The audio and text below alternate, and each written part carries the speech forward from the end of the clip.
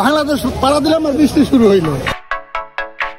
আজকের এই ভিডিওতে ভারতের কলকাতার মার্কিউজ স্ট্রিট থেকে কিভাবে এত কম ঝামেলা ইমিগ্রেশনে মোকাবেলা করে যশোর বেনাপোল বর্ডার হয়ে ঢাকা বাংলাদেশে পৌঁছালাম, এমনকি আপনাদের কি করা উচিত ইমিগ্রেশনে এবং কি করা উচিত নয়, সবকিছু থাকছে এই ভিডিওতে। আসুন শুরু করা যাক। সেন্ট মার্টিন পরিবহন থেকে টিকিট নিয়ে নিলাম। Finally we are in Bangladesh. Hello everyone, this is Night from Night Tours. I hope everyone is cool and healthy. Good morning everyone. So আমরা এখন আছি কলকাতা, ইন্ডিয়াতে। সো আজকের এই ভিডিওটাতে আমি আপনাদেরকে দেখাবো কিভাবে কলকাতা থেকে আপনারা ঢাকাতে যাবেন বাই রোডে। সো সব প্রসেস এবং সব কিছু থাকতেছে এই ভিডিওতে। আশা করি ভিডিওটা আপনারা দেখবেন। Right now we are on Marquis street, Kolkata area. ভারতের কলকাতার মার্কিউজ স্ট্রিট, যা বাংলাদেশিদের কাছে খুব জনপ্রিয় একটি স্থান। এখানে আপনারা পেয়ে যাবেন কম খরচে থাকা, খাওয়া, কেনাকাটা, টাকা ভাঙানো, বাংলাদেশ থেকে টাকা নেওয়া এবং আনা সকল ধরনের সুবিধা। এমনকি কলকাতার জনপ্রিয় সব পর্যটন স্থানগুলো আপনারা সহজেই ভ্রমণ করতে পারবেন এই মার্কিউজ স্ট্রিট থেকে। এছাড়াও আপনারা চাইলে সরাসরি ঢাকা থেকে বাস যোগে যশোর বেনাপোল বর্ডার হয়ে কলকাতার মার্কিউজ স্ট্রিটে আসতে পারবেন। এমনকি কলকাতার মার্কিউজ স্ট্রিট থেকে সরাসরি আপনারা ঢাকায় যেতে পারবেন।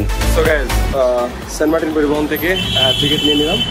টিকিট মূল্য পড়েছে আপনার 300 টাকা করে এসি বাস। আমাদের বাসটি কলকাতার মার্কিউজ স্ট্রিট থেকে ছেড়ে যাবে আপনার সকাল 10টা বাজে আর পৌঁছাবে 2টায়।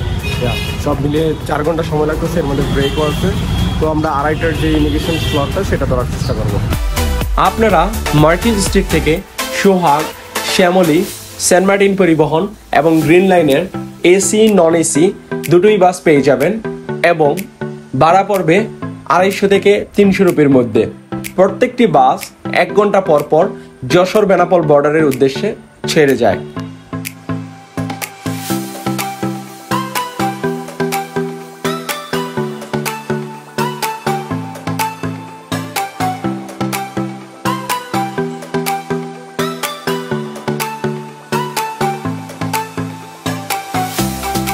ঘড়িতে যখন ঠিক 10টা বাজে কলকাতার মার্কিউজ স্ট্রিট থেকে সেন্ট মার্টিন পরিবহনের এসি বাসে 300 রুপি দিয়ে টিকিট কেটে যশোর বেনাপোল বর্ডারের উদ্দেশ্যে রওনা করেছি।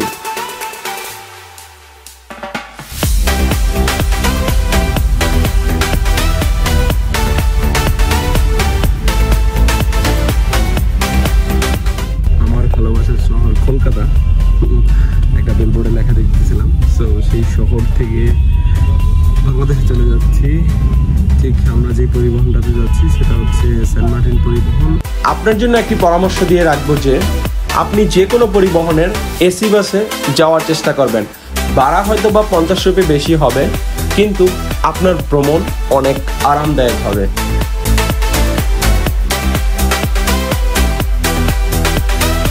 আমাদের দেশের নায়ক অপূর্ব ছোট পর্দা, you guys can see behind me.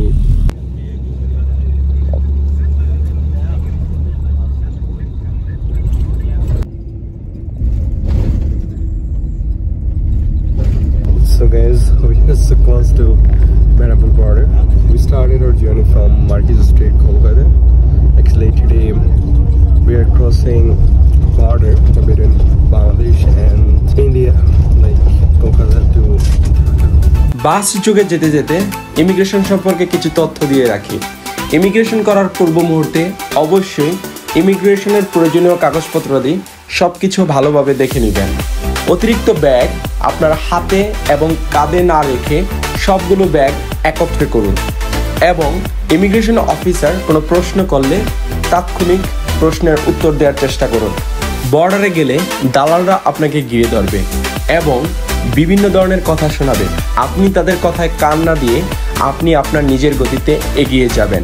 মনে রাখবেন, ইমিগ্রেশনের সময় কোনো সমস্যা আপনি মোকাবেলা করলে আপনি কেবল আপনার সমস্যার সমাধান করতে পারবেন, আর কেউ নয়।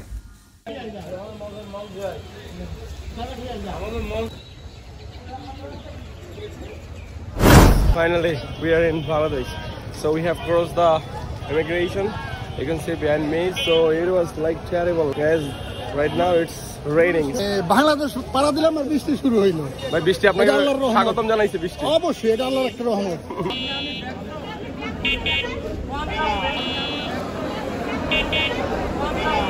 Oh, so right now we are taking our private car, then we'll go.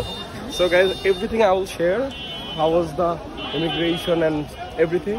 So give me some moments because done a little bit hectic schedule, so that need rest and then I will share. খুব চমৎকারভাবে মাত্র 10 মিনিটে Jessore Benapole border আমি cross করেছি।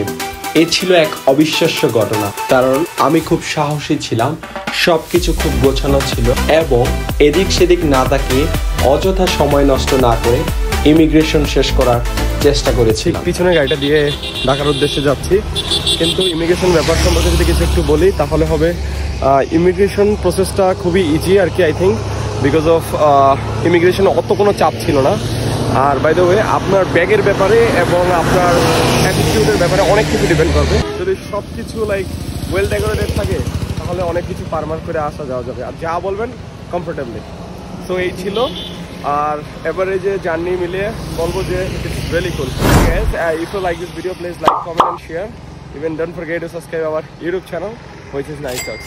Guys, এটাই ছিল India নিয়ে last video. আশা করি সুস্থ থাকবেন, সুন্দর থাকবেন এবং আমাদের পাশে থাকবেন। আল্লাহ হাফেজ।